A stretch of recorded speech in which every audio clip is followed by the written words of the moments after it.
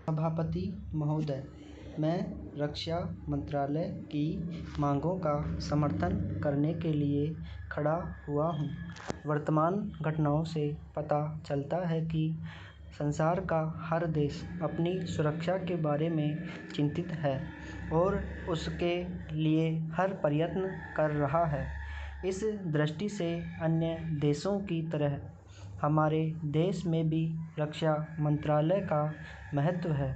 मुझे इस बात की खुशी है कि जहां अन्य मंत्रालयों की उनके पिछले साल के कामों के बारे में काफ़ी आलोचना हुई है, वहां इस मंत्रालय की कम आलोचना हुई है।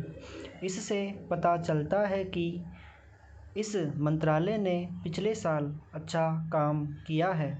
मोटे तौर पर किसी भी देश की सुरक्षा नीति का लक्ष्य यह होता है कि दूसरे देशों, खास तौर से पड़ोसी देशों के साथ मित्रता के संबंध स्थापित हों और हम एक दूसरे के मामलों में हस्तक्षेप न करें। लेकिन उसके साथ यह भी ज़रूरी होता है कि हम अपने देश की सीमाओं और अखंडता की रक्षा करें।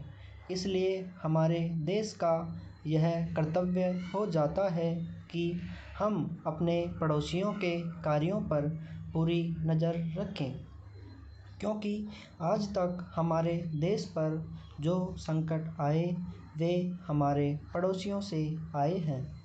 1965 में पाकिस्तान के साथ जो लड़ाई हुई और उसके बाद ताशकंद में जो समझौता हुआ, वह सिर्फ कागज़ पर ही रहा।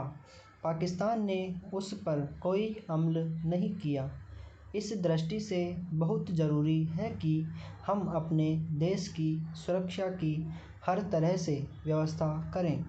हमारा उद्देश्य दूसरों पर आक्रमण करना नहीं है, लेकिन यदि हम पर कोई आक्रमण करे तो हम में इतनी शक्ति अवश्य होनी चाहिए कि हम उसका डटकर सामना कर सकें। आप जानते हैं कि पिछले दिनों पाकिस्तान को अमेरिका और चीन से काफ़ी मदद मिली है। रक्षा मंत्रालय की रिपोर्ट में भी कहा गया है कि पिछले साल अमेरिका ने पाकिस्तान को 1500 करोड़ रुपए की फौजी सहायता दी है। आज जहां हम फौजी सामान के लिए अपने कारखानों की मदद से अपनी शक्ति बढ़ाने का प्रयत्न कर रहे हैं, वहां पाकिस्तान संसार के देशों से फौजी सामान खरीद रहा है। अपनी नीति के कारण वह सब देशों से लाभ उठा रहा है।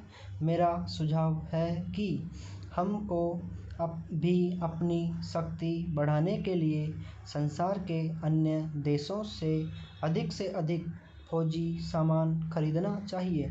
आज तिब्बत की सीमा पर चीन की 1.5 लाख फौज खड़ी है। विराम।